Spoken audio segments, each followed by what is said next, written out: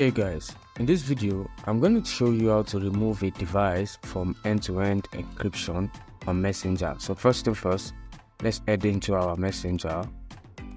Alright, so you want to click on these three lines up here. Then you want to click on settings.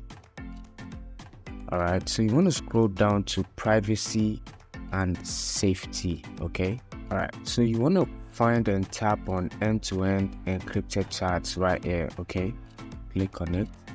Then you want to click on security alerts. Now click on view all logins. Okay, so right here you can see the list of logins. Then you want to click on the login you want to remove end-to-end encryption from. Okay, so click on it.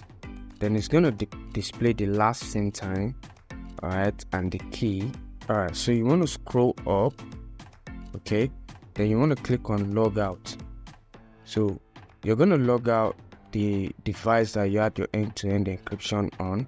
Then you click on log out, and you want to note that you cannot log out the device you're logged in on. Okay, can you see there's no log out? Okay, so this is the easiest way to remove a device from end-to-end encryption on Messenger. If you gained something from this video, make sure to leave a like, comment, and subscribe to the channel.